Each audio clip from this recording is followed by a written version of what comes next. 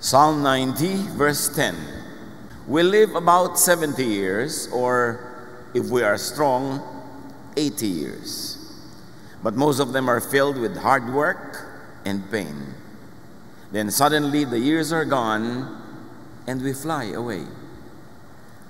Ang nakatakda at pinaka-normal na buhay daw ay 70 taon at kung malakas, 80. Minsan kulang, pumupunta na sa Diyos, minsan sobra, bonus. Pero ano pa man yun, marami o konting mga taon, marami daw na hirap, kalakip ng buhay. At pagkatapos, tayo'y pumupunta na sa kabilang buhay. Because people grow old. Dahil tayo'y tumatanda, ano ang dapat tandaan? Salamat Panginoon dahil sa buhay na nagmumula sa inyo. Ipinahihiram niyo mga sandali. Salamat sa lahat ng ipinalalasap niyo sa aming mga karanasan.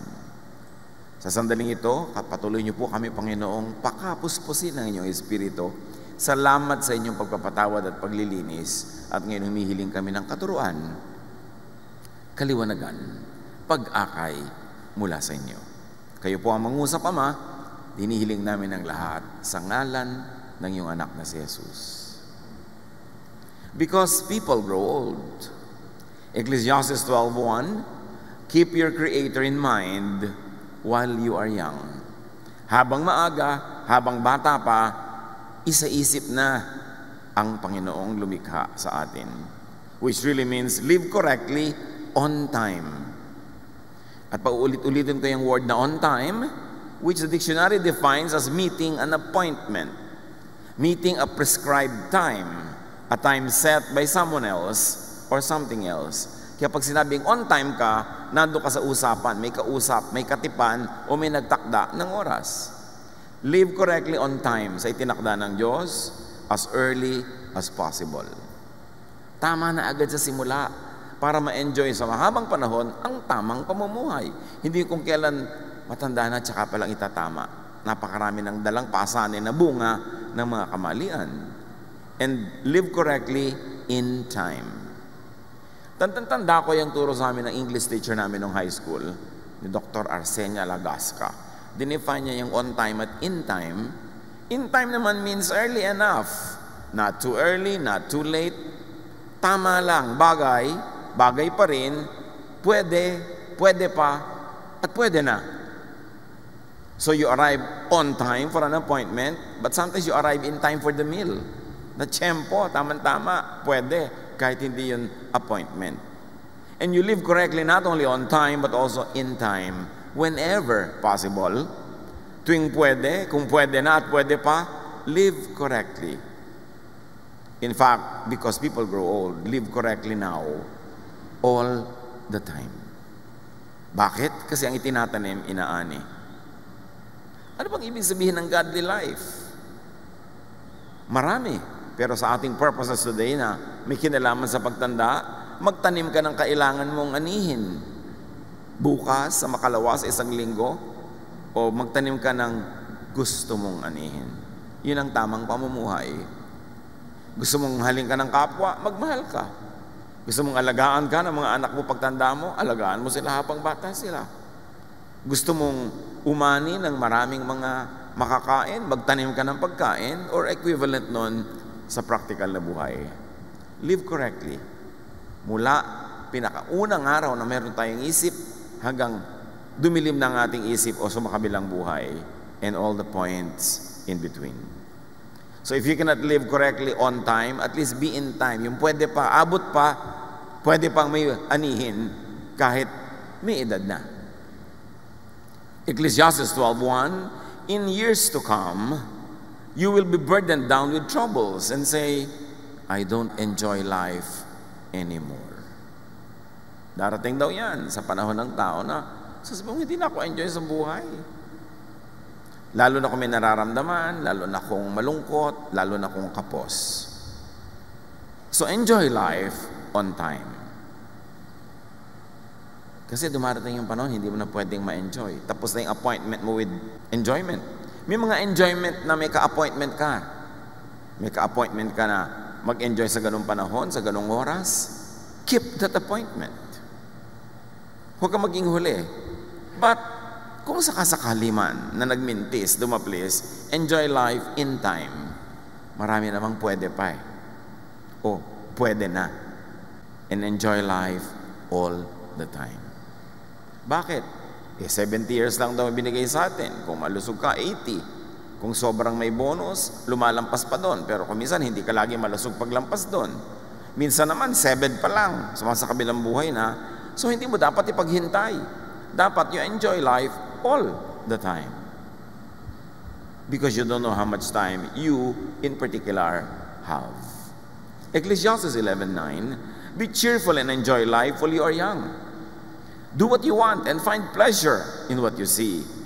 But don't forget that God will judge you for everything you do. Ibig sabihin lang, enjoyin mo, pero may hangganan yan, may tasa, merong limit.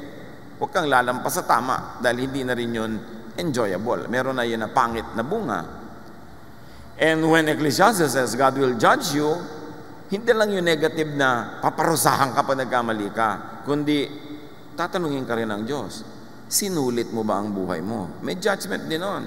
May panahong dapat ka mag-enjoy, hindi ka nag-enjoy, sinayang mo yung bigay ko sa iyo na lakas, yung kakayahan mag-enjoy, sinayang mo ang gift ko. At katulad doon, sa binigyan ng mga iba't ibang dami ng kayamanan para gamitin nila, yung mga hindi niya na parami yung ibigay sa kanya, binawi. Hindi lang tayo binibigyan ng Diyos ng oras sa mundo para magtrabaho at maglingkod na maglingkod. Bagamat kasama yon, pero meron din kasama yon na space and time for enjoyment. And we will also be accountable to God pag hindi tayo nag-enjoy. Marami kasi kumisang misrepresentation ng religion na puro tiis dito, sa langit ka bumawi. Imbento ng tao yung katuroan na yun.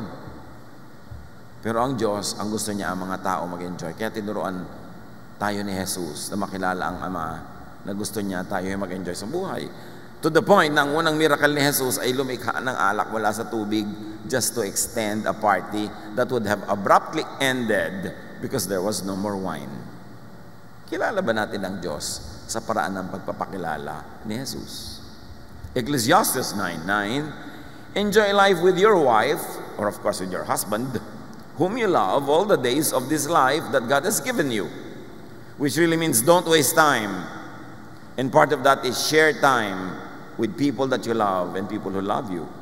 Because by sharing good moments with people you love or people who love you, you not only enjoy that time, but you also multiply it. Because people that we love and who love us multiply our joys, divide our sorrows. Sabi niya, enjoy life with your wife. Hindi yung wife ng iba. Yung wife mo, yung partner mo. For this is your lot in life and in your toilsome labor under the sun. Don't default on this. At nauunawaan natin na maraming mag-asawa ang kailangan kahit temporarily magkahiwalay sa paghahanap buhay. Pero huwag naman pag-uwi mo, nakakabaong ka na. Huwag naman pag-uwi mo, ang tanda-tanda mo na parang na lang kayong magkapatid. Sayang. Binibigyan ka ng Diyos ng kapartner sa buhay at hindi naman lahat ay may ganong klaseng blessing. Dapat don't default on that privilege. Dapat huwag masyadong mahaba ang oras na magkahiwalay sa pagtatrabaho kasi yung pera, hindi mauubos ang pangangailangan dyan. Una, maghihiwalay kayo para lang makabayad sa mga utang. Mamaya, para naman makabili ng kaprasong lote. Siyempre, pagkatapos kailangan lagyan ng bahay.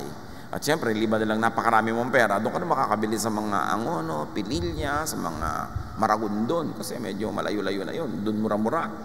Bakit mahal na rin doon. So ngayon, ano mangyayari? Kailangan mo ng kotse. So pagkatapos, by then, mag-aaral ang mga anak, hanggang mag-college. Pag uwi mo, hukluban ka na. Mabuti kung magkasama kayo. Kung hindi, sayang. Sabi ng Bible, enjoy life with your partner. Ipaglaban yun. Huwag laging puro pera lang.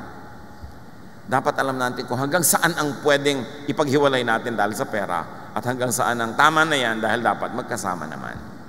At yan ay sa lahat ng uri na magkasama, magkakapatid, magkakaibigan. There's a price to pay for being together. But be willing to pay that price instead of pay the price for other things.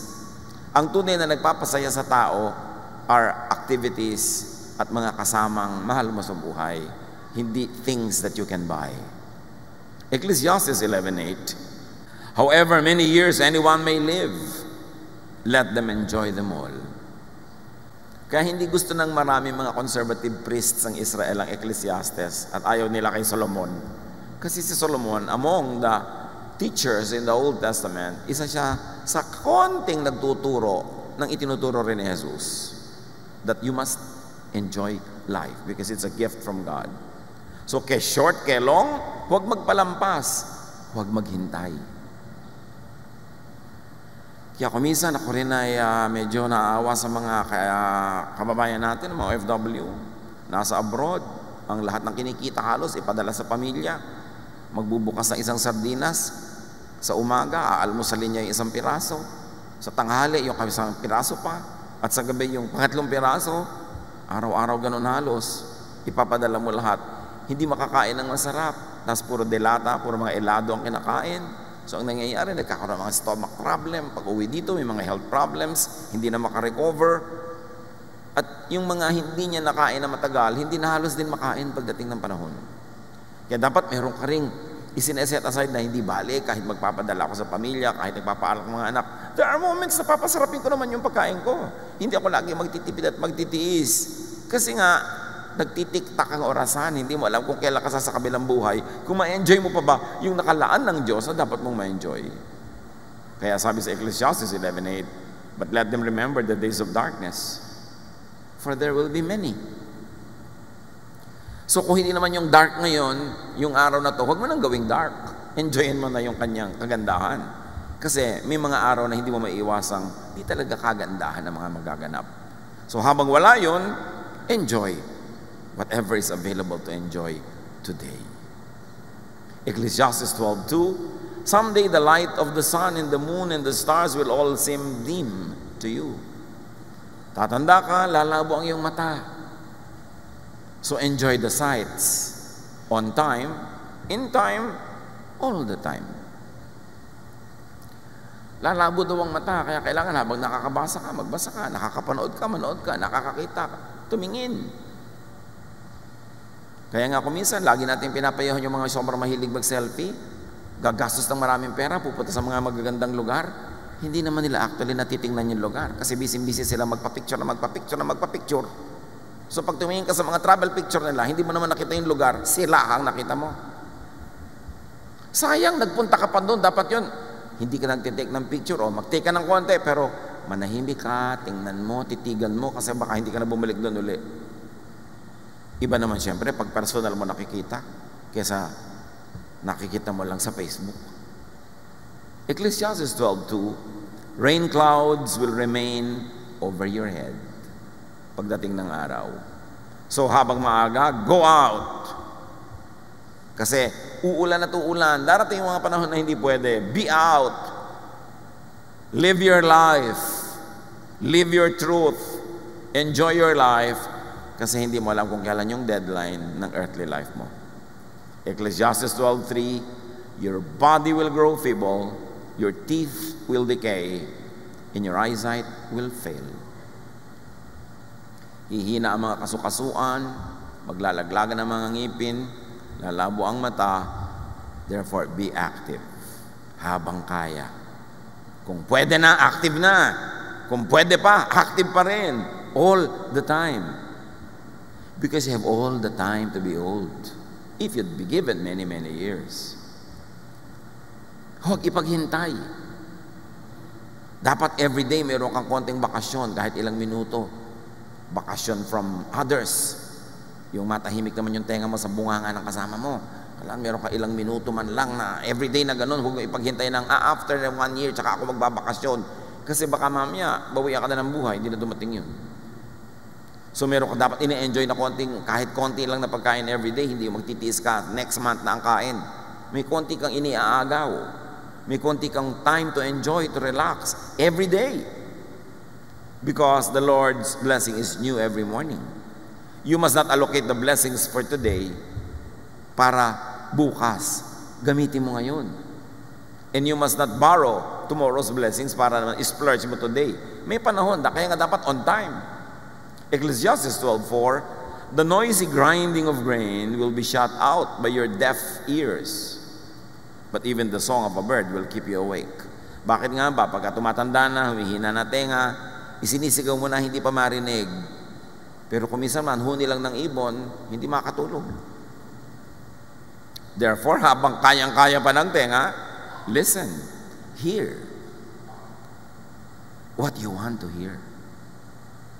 Kung gusto mo ng ganong music, kung gusto mo ng ganong nadidinig, pakinggan mo siya. At huwag nating takpan ng tenga ng kapwa natin para huwag iparinig sa kanila yung gusto nilang marinig. At huwag nating laging punuin ang boses natin ng mga tenga nila dahil hindi naman tayo sure kung yun ang gusto nila marinig.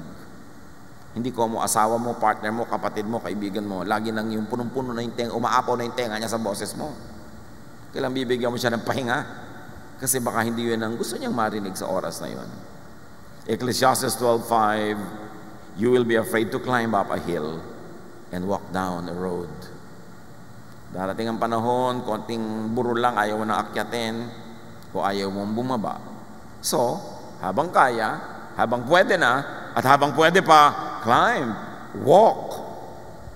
At huwag tayong mga hawa ng ating mga takot.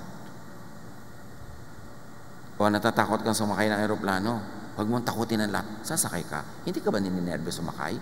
Hindi ka natatakot pagka may tagtag? Hindi ka ba naiisip na may crash kahapon? Yung ganun. Yung mga takot mo, sarilinin mo na lang. Huwag mong takutin ang iba. Kasi ikaw nga, kinukulong ng takot mo eh. Di ba? Nakakadena ka, nakakulong ka dahil takot ka. Tapos gusto mo ikadenad yung iba. So, huwag kang manghawa ng fears. In fact, set people free from fears. Ecclesiastes 12:5 and 7, your hair will turn as white as almond blossoms. You will feel lifeless and drag along like an old grasshopper. Huwag naman kayo ma-depress sa mga binabasa natin, ha? Kasi hindi depression ang goal nito. Kundi ma-realize mong darating yon, so bago dumating yon, dapat samantalahin mo ng panahon. At pag dumating na yon, tanggapin mo. We each go to our eternal home, and the streets are filled with those who mourn. So our bodies return to the earth, and the life-giving breath returns to God. Yun ang good news. Igugupo ang katawan mo, huhina, para bumalik sa lupa. Pero may namang good news yan eh. Yung spirito mo naman, babalik sa Diyos. Tiyakin mo lang, bago mo isole yung katawan mo sa lupa, sulit. Hindi mo nagamit yung katawan mo dahil puro espiritu lang inisip mo. Puro sa kabilang buhay, nandito ka pa. Pag nandito ka, nandito ka. Pag sumakabilang buhay ka, sumakabilang buhay ka. Heaven can wait. And you have all the time for eternal life. And it is so long. So dapat yung buhay dito, buhayin. Because you will not be in your body again. You will not have your physical body for long. You will not always be physical. Because a time will come and you will just be a spirit. So live in the body all the time. Basta pwede na at hanggang pwede pa. Kaya on time and in time. In other words, get physical. Sobrang dinidemonize sa mga religious people yung to get physical. Kung ayaw ng Diyos ng katawan, ba tayo binigyan? Di dapat lumulutang-lutang lang tayo na para mausok-usok. Binigay sa'yo ng Diyos yan. Alam ng Diyos ang ginagawa niya. Huwag mong sayangin, huwag mo aksayahin. Enjoy and engage the senses. Binigyan ka ng mata para makakita, hindi para ipikit. Tenga para makarinig. Ng panlasa para kumain. Binigyan ka ng katawan para isayaw, ilundag, umakyat, maglambitin. Live life to the fullest and enjoy sensations because the senses are from God. Feel and be felt by those around you. Ecclesiastes 11:8 to 10, even if you live to a ripe old age, you should try to enjoy each day because darkness, meaning physical death, will come. Either your death or the death of other people. So while you are here, live. While they are here, live with them and let them be alive because darkness will come. And when darkness or death comes, we must not be possessed by regrets. Dapat ang nakasulat sa lapid na natin, sulit. Diba? Sulit. Ba talagang sulit? Talagang Ginawa niya ang lahat ng pwedeng gawin. Kaya sabi sa verse 10, rid yourself of all worry and pain because the wonderful moments of youth quickly disappear. Huwag yung ang lagi mong iniisip yung mga alalahanin, mga nakakatakot, mga problema, magagalit ang Diyos. Konting-konti na kinakagalit ng Diyos, yung hindi ka loving sa iba. Ang lalamang ka, gumagawa ka na masama sa iba, yun. Pero nag-enjoy ka, bakit magagalit ang Diyos? Uy, ang laki-laki naman ng leche plan sa halo-halo mo, magagalit si Papa Jesus. Yung mga tao, lagi ang tingin na lamang sila sa Diyos, lagi na lang magagalitin. Do not rob the youth of their youth. Mga matatanda, yung mga youth, hayaan nyo maging youth. Huwag nyo sila itulad sa inyo kasi matanda na kayo, sila hindi pa.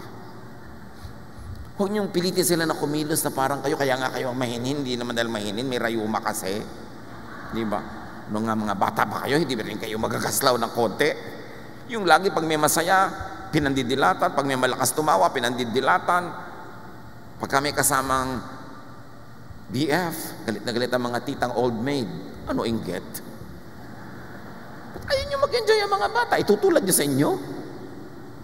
Siyempre, dapat merong bodo, merong iniingatan, merong hangganan, pero huwag sobrang pigil. Kasi hindi naman sila bata matagal eh. Sandali lang. Sandali lang. Pag lumampas, kaya tuloy ang tanda na, doon nagbabata-bataan. Kasi bumabawi. Do not fast forward old age because you have all the time to be old. Meron pa, huy, ang tanda mo na, ba't ganyan ang suot mo? Kailan ko pa isusuot sa burol? Hindi ko na nga naisuot nun, hindi ko pa isusuot ngayon, pipigilan mo pa ako. Puro tayo pigilan ng pigilan, ba't nga ba? Anong culture yon? So prepare for and address senior issues like illness because it will happen 99% of the time. Therefore, as early as possible, live as healthfully as you can. Alam na naman natin yung mga rules of nutrition, mga hindi mo dapat kainin, mga pwede mong kainin. Although may mga fringe issues. Tama ba ang kape? O maganda o pangit? Magkakaibang mga points of view. So pakinggan mo yung katawan mo. Yung mga experts hindi nagkakasundo, di ang pakinggan mo yung katawan mo. Ano bang ginagawa sa'yo ng kinakain mo, ng iniinom mo? Proverbs 25:16, eating too much honey can make you sick. Which really should be expanded to a meaning that having too much of anything good or having too little of needful things could be harmful. 1 Timothy 5:23, stop drinking only water. Take a little wine to help your stomach trouble and the other illnesses you always have. Tapos dinidemonize naman ng mga relihiyosong wine. First miracle nga ni Jesus, wine eh. Lalayo ka pa. Huwag ka lang siyempre magpasuray-suray na lasing dyan na hinahabol mo na lahat ng tao. Pero yung sabi niya, stop drinking only water. Kung minsan helpful na meron ka ibang iniinom tulad ng wine. Bakit nga ba minamasama? Lord Supper naman, wine. Dapat nating reviewin yung mga values natin, yung mga inilagay na kadena ng mga relihiyon at mga lolo't lola sa utak natin. Kung hindi kailangan at hindi sinabi ni Jesus, lagutin so that you will enjoy life. Bago ito mabawi o bago ka humina. And yung mga bata-bata pa dyan, help seniors prepare for and address senior issues. In other words, kung ikaw ay anak, ikaw ay apo, ikaw ay pamangkin, may aalagaan kang tumatanda na, live healthful lifestyles. Turuan natin sila tulungan to live their lives to be healthful at ang atin din. Kasi anak, under normal circumstances, dapat ilibing mo ang iyong magulang, hindi ikaw nilibing. Masakit maglibing kahit na sino, pero yung normal dapat, ingatan mo ang buhay mo kung hindi ka careful, ang aga-aga mo namatay, yung magulang mo pa maglilibing sa'yo. Unfair. So, niyayaya ka ng barkada mo, halika, magmotorsiklo tayo sa bangin. Yung mga magulang ko, alagaan ko pa pagtanda, pag namatay ako, kasi yung mga alaga. Di ba? Dapat meron kang ganong care. Pine-preserve mo ang buhay mo dahil meron ka pang aalagaan. Napaka-importante kayong mga matatanda o mga may sakit na wheelchair bound. Hindi na sila mobile. Dapat nagiging mobile sila at kung habang pwede pa. Prepare and address senior issues for illness without money. Pero marami may issues with money. So invest, earn, and save on time. Kasi tatanda din kayo eh. Hindi yung may pera, uubusin sa gadget, uubusin sa latest. Alam niyo yung cellphone na yan, Every month may bago. Pag sinundan mo ng sinundan yan, hindi ka natitigil bumili. Basta nakaka-text ka, nakakatawag ka, hindi ba sapat yun? Talagang kailangan mo ilagay yung buong Encyclopedia Britannica doon sa loob. Hindi mo nang binabasa. Importante na mag-save. Mga young people ngayon, puro gasta ang inaatupag. Palibas at maraming kumikita ngayon na young people. Pero lahat na ng uri ng kape, sinisikmura kayo na iniinom. Ang mahal-mahal. Kailangan mag-save kayo and help seniors earn or save by not needlessly asking for money from them. Pag yung magulang natin, matanda na, tayo naman, mga nasa edad na, dapat mabaligtad na, hindi na tayo hingi ng pera. Tayo na ngayon dapat magbibigay. Help seniors earn or save by giving them money. Not to keep on asking. Hindi yung 50 anyos ka na, humihingi ka pa sa nanay mo ng panload. Kailan pa siya magpapahinga? At sa lagay, lagi na lang ikaw ang aalagaan niya. Kailan pa yun mababaligtad? Kaya napakasama niyang drugs. Kuminsan yung natutunaw ang utak ng mga nagiging sobrang dependent, ang tanda-tanda na, pati yung laman ng savings ng nanay niya, ninanakaw pa kuminsan dahil nasisira ang isip. Kaya mahalagang bantayan mo sarili mo, magpakatino ka, magpakayos ka, kasi may magulang kang dapat mo itaguyod. E pag hindi ka nagpakatino, di ikaw pa rin ang itataguyod ni magulang. Hindi na mare-reverse yung mga roles nyo. Mark 7:11, sabi ni Jesus sa mga religious people, na yung mga religious people, sinusurusulan yung mga tao na kahit hindi nyo na ibigay sa magulang nyo yung pera nyo, ibigay nyo lang sa temple, okay na yon. Sabi ni Jesus, you let people get by without helping their parents when they should. You let them say that what they own has been offered to God. You won't let those people help their parents. And you ignore God's commands in order to follow your own teachings. So pinapagalitan ni Jesus yung mga religious leader na sinususulan yung mga tao, basta i-donate nyo sa temple kahit hindi nyo na ibigay sa magulang nyo. Sabihin nyo, binigay nyo sa Diyos. Sabi ni Jesus, invento nyo yan. Ang gusto ng Diyos, yung mga magulang, bigyan nyo. Hindi yung puro inubos nyo na sa either sa relihiyon, o inubos nyo sa bisyo, o inubos nyo kung kani-kanino. Dapat may parte ang magulang nyo. Jesus says that God commands children to help parents. Tatandaan nyo mga anak, ang pang-parents, pang-parents. Sabi yun ni Jesus, ang pang-temple, pang-temple, ang pang-gimmick, pang-gimmick. Pero ang pang-parents, hindi dapat yan nabubura kahit mag-asawa ka pa, magkaanak ka. Nandiyan yung magulang mo, hindi siya dapat nabubura sa listahan ng mga bibigyan mo. And parents also should do the same, kasi may mga magulang naman na hindi naman nagiging mabuting magulang. Yung pera nila, pang kanila lang. Hindi nila buhayin yung mga anak nila. Inuubos nila sa sarili nilang mga lakad, sarili mga bisyo. Sabi ng 2 Corinthians 12:14, children should not have to save enough for their parents, but parents for their children. Yan ay sa mga bata pang children. Ha? Sa may bata pa mga anak, hindi kailangan sila ang bumuhay sa magulang. Dapat magulang ang bumuhay sa kanila. Pero pag tumanda na yung mga magulang at may edad na yung mga anak, baligtad naman, sila naman ang bubuhay sa magulang nila. You exchange places. You reverse roles. Pero sabi, hindi ang bata-bata pa ng anak mo, doon ka na nakaasa, ang lakas-lakas mo pa. Yung mga anak mo ang aasahan mo. No. Dapat ikaw ang magtaguyod sa kanila. At pag mahina ka na, sila naman ang magtataguyod sa iyo. We should prepare and address senior issues like illness without care or caregivers. Yan ang concern ng mga matanda. Paano kaya pagtanda ko? May mag-aalaga kaya sa akin? Kaya ang mga matatanda, mga magulang, sinusuri ang mga nobyo-nobya ng mga anak nila. Ang tinitingnan ng magulang, ito kayang babaeng ito na girlfriend ng anak ko, alagaan kaya ako nito pagtanda ko? O bubulagin niya lang yung asawa niya na anak ko na wag na akong pasyalan. Mag-shopping na lang sila. So, kaya mga magulang nakatingin na ganyan sa mga nobyo at nobya nyo. Kasi, kasali yan sa equation. So assure your seniors of your devotion and readiness to care for them. Hindi sila kahit kailan dumating sa one moment ng pagdududa kung aalagaan nyo ba sila o hindi kung sila'y tumanda. And be willing, ready, and able to give care. It's part of the deal. Life is like that. And Jesus was very clear about it. Ang humanidad mula nung unang-unang tao hanggang ngayon, patuloy tayong nabuhay dahil ang bata ay inaalagaan ng magulang at pagtanda ng magulang ay inaalagaan ng anak na nagkaedad na.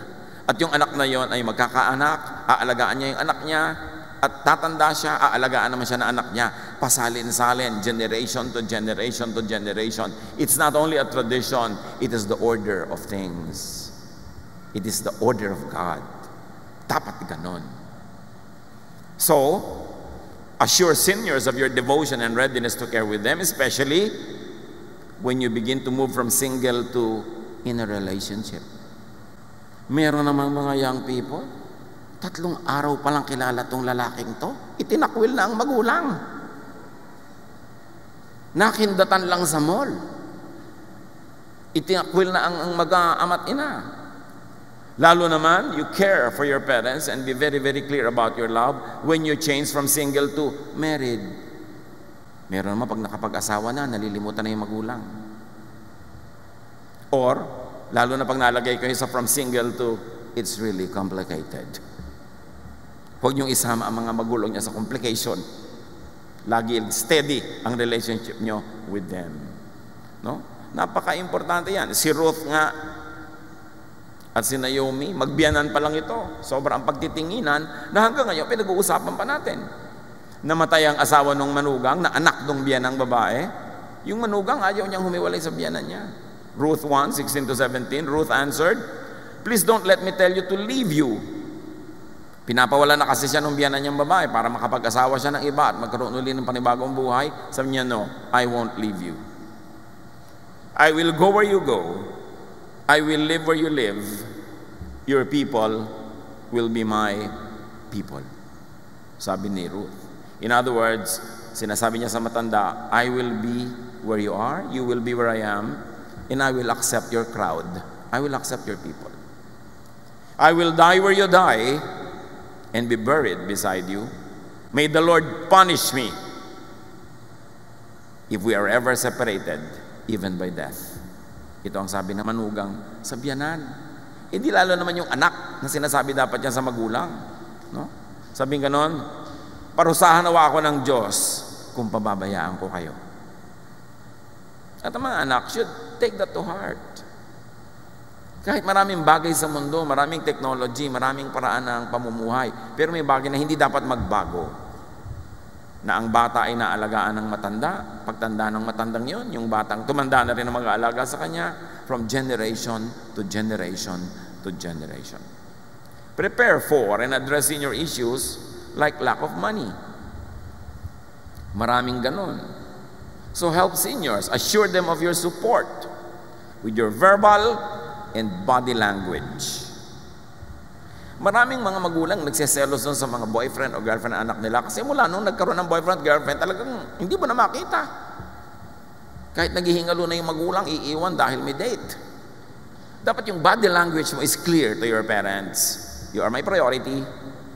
Kung magkakaroon ako ng love life o asawa, dagdag to sa buhay ko pero hindi ka minus. Dapat clear yun. Huwag tayo nagpapalito sa mga bagay na binadala sa atin ng daily life. So empower yourself to be able to support your elders. Sa abot kaya, be and stay healthy and alive. Sa abot kaya, do not die ahead of your elders. Dapat ikaw ang maglibing sa kanila. Dapat ikaw ang magpa-hospital sa kanila. And how can you do that? Make money. And save. At marami na ngayong mga insurances that you can get for your parents. Sa 40 years ng inyong lingkod sa ministry, ang ipinagtataka ko, may mga pamilya na nagkaroon naman, naranasan naman nila magkaroon ng mga resources, pero pag may namatay, ni walang pambili na taol, ni walang paglibingan. At kahit ilalagay yung ubos sa Tupperware, walang Tupperware. Walang paghahanda kahit konti, para bang walang mamamatay, walang magkakasakit, walang preparation. Dapat handa tayo dyan. 1 Timothy 5:4, if a widow has children or grandchildren, o sabihin na natin, if any elder, may mga itinataguyod siya mga bata, they should learn to serve God by taking care of her, as she once took care of them. This is what God wants them to do. Pag daw merong matanda, lalo't namatay na yung partner niya, di nag-iisa na siya, malungkot na siya, wala man lang kumakamot ang likod niya. Sabi ganon, yung mga inalagaan niyan, mga anak, mga apo, dapat siyang alagaan. tulad ng naging pag-aalaga niya sa kanila. Sabi, ito ang kagustuhan ng Diyos. Kaya naman mga magulang, mga tiya, mga tiyo, alagaan yung mga bata. Habang bata sila, kung paano nyo gustong alagaan nila kayo pagtandaan nyo. Meron naman mga magulang, iniluwal ka lang, yun lang, wala nang ginawa sa'yo, hindi ka inalagaan, man lang. Tapos kung mag-expect later on, akala mo naging ulirang ina, kung makapanghingi, kung makaasa. Dapat ibagay-bagay naman din natin kung paano natin panalaki mga anak natin. Ibagay-bagay naman natin yung mga hinahanap-hanap natin sa kanila ngayon.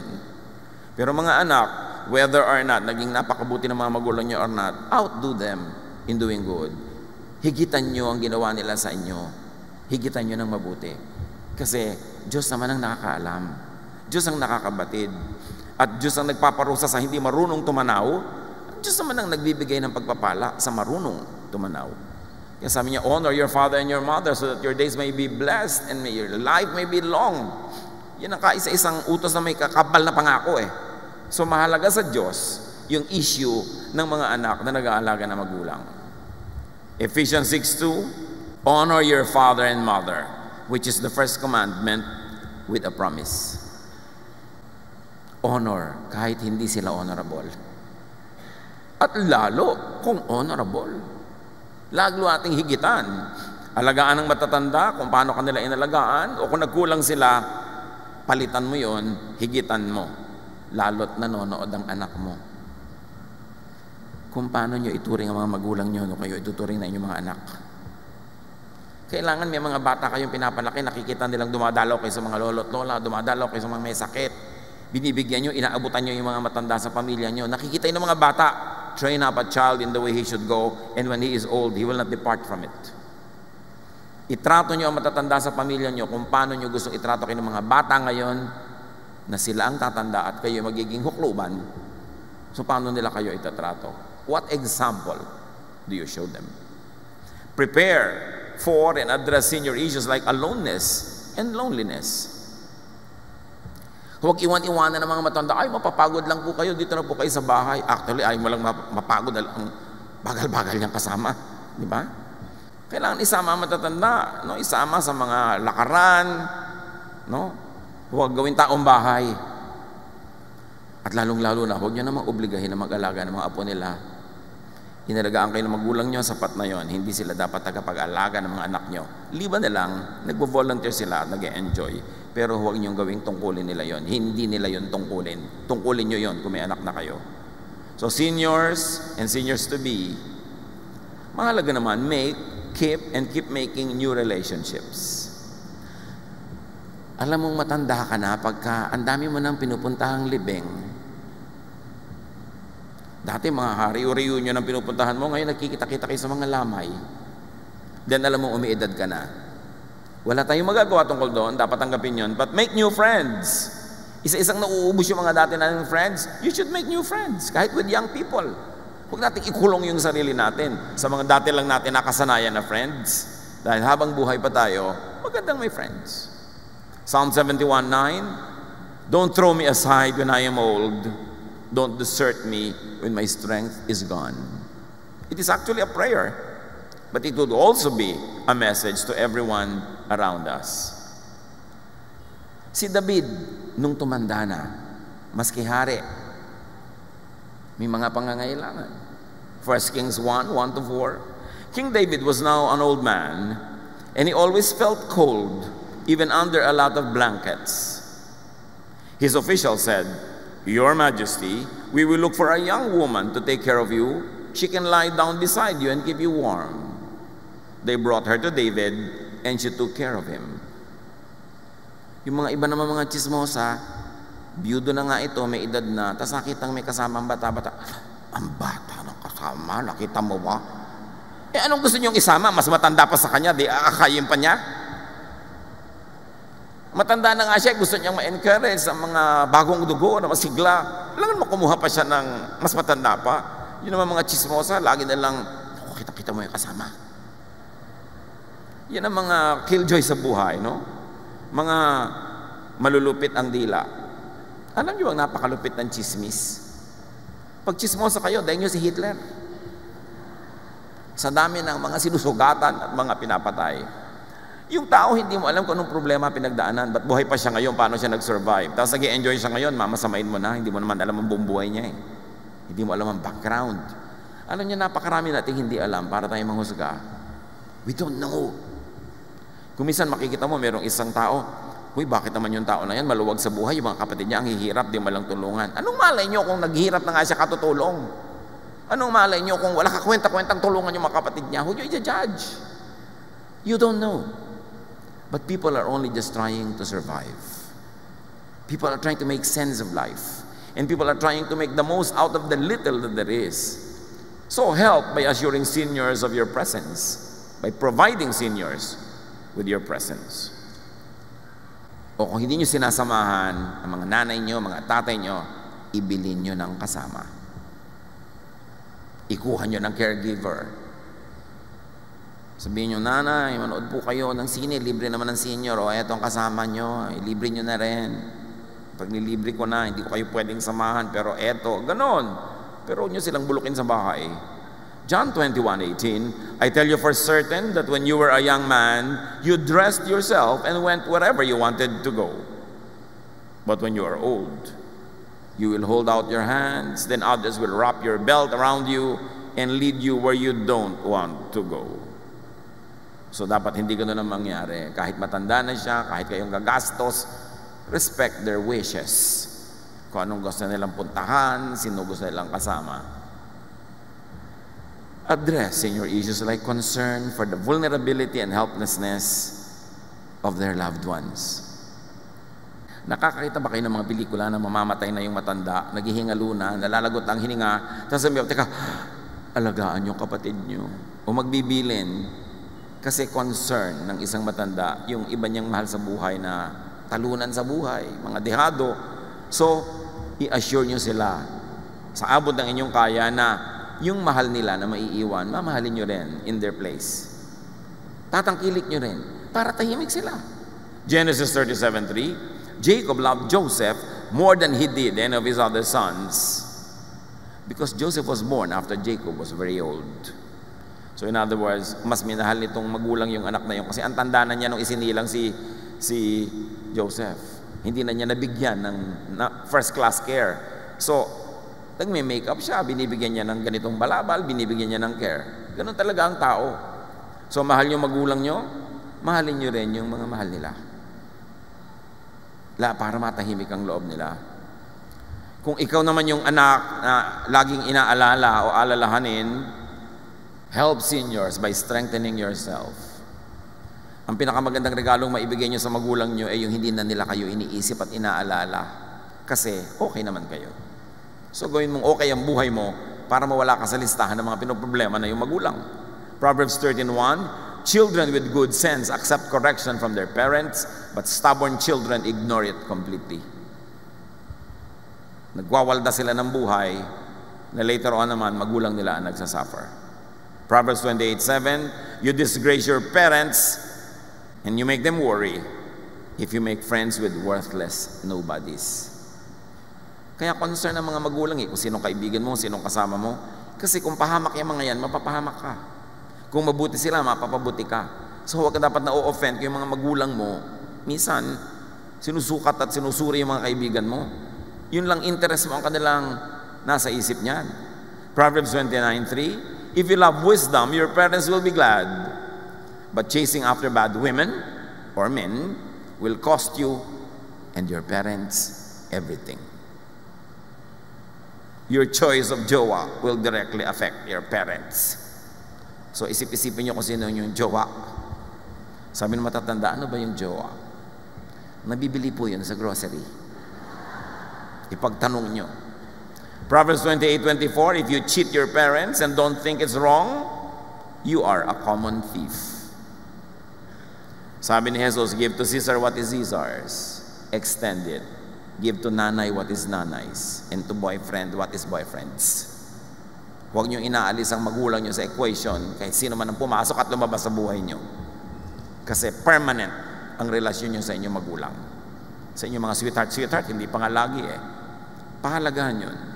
Help seniors by assuring them of your willingness and ability to to help those they care about. 1 Timothy 5:8, people who don't take care of their relatives, and especially their own families, have given up their faith. They are worse than someone who doesn't have faith in the Lord. Sino doong mas masahol pa sa walang pananalig sa Diyos?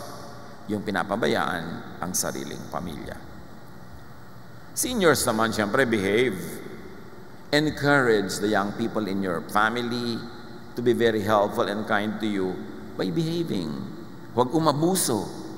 Yung iba naman, abuso na. Alam niyo naman na swelduhan lang yung anak niyo, kahit hindi pa 15 o katapusan, hingi na kayo ng hingi ng kung ano-ano. Ano siya? Magician. So dapat igalang din natin yung limitasyon ng ating mga anak. Huwag yung nagpapa-baby tayo sobra na nagkakalubog-lubog na sila sa utang. Dapat lumagay sa lugar ang lahat. Tama ang kilos ng anak, tama ang kilos ng magulang, tama ang kilos ng mga biyanan, ng mga manugang. Yun ang peace on earth. And prepare and address your issues like death and afterlife. Prepare for yours and prepare for your parents, your elders' departure, their graduation. Mahalaga yun. About growing old, do not worry. Wala ka rin naman magagawa kahit ka maglala. O kung talagang kuminsan dinadapuan tayo ng worry, minimize worry. Itaboy, kontian lang. Sabi ni Jesus sa Matthew 6:25 and 27, I tell you not to worry about your life. Don't worry about having something to eat, drink, or wear. Can worry make you live longer? Why do you have such little faith? Ipabahala sa Diyos ang hindi natin kayang saklawan. Do what can be done on time and in time. Ecclesiastes 3:1 says, there is a time for everything, and there's a season for every activity under the heavens. So mayroong time, an exact spot for appointments with life. Yun yung on time. And there's an extended time called a season. Yun yung in time. Pwede na, pwede pa rin. May mga exact, mayroong mga hindi exact. Pero may oras para sa lahat. Make preparations for and attend to your elders' golden years and to your own. Seek spiritual and emotional stability as early as possible so that you will enjoy a long life of stability, and seek financial security and independence as early as possible. Mahirap kung mawala sa hirap yung pamilya na iisa lang kumikita, lahat gumagastos. Dapat yung lahat ng members may kanya-kanyang paraan ng pagkita kahit konti-konti. At nagko-contribute sila by saving resources and by investing. Hindi nagkapera ka, shopping agad. Hindi mo isiping magnegosyo kahit konti. Kailangan may ibang kumikita. Hindi pwedeng one income lang isang household. Unless pagkalaki-laki ng income na yon, nakagapos kayo lagi sa budget. Yung lagi natin ipinagdiriwang na woman of Proverbs 31, because the woman of Proverbs 31 works hard and smart, makes good money, and she does good to her family and to her neighbors, to the needy. Because she manages her life, her family well, she could be cheerful about the future. Sabi, she can laugh at the days to come. Mangingiti lang siya, kakayanin niya ang anumang dumating kasi meron siyang inipon, patuloy siyang kumikita, at maganda ang kanyang relasyon sa mga tao sa kanyang paligid. Proverbs 31:25, she is strong and graceful as well as cheerful about the future. She can laugh at the days to come. Gawin natin tong goal, yung ma-enjoy yung nung Proverbs 31 woman, na meron kang paghahanda emotionally, materially, spiritually, socially, so hindi ka nakatatakot about the future. Every time, all the time, grow spiritually. Serve in God's work whenever you can, habang malakas ka pa. At the same time, kasabay, enjoy life, every period of your life. Then meet your Maker. Yun ang buhay natin. Kailangan lang, huwag iwasan, make the most out of it. Be wise. Be a person of wisdom. And be kind to your elders. Kasi tatanda ka rin. Dear Lord, thank you that you care about us. Na meron kang inilaan na kasiyahan, tungkulin, trabaho para sa amin, bilang bata, bilang kabataan, bilang young adult, at bilang seniors. Lahat ng periods of our lives, alam nyo, Panginoon, at may ibinigay kayong assignment, at ganoon din may ibinigay kayong mga privileges. Teach us to be wise, to know all of those, so that we can do our part and get our share. Pagbulay-bulayan natin, mga kapatid, ang kahulugan ng mga ito sa ating pang-araw-araw na buhay.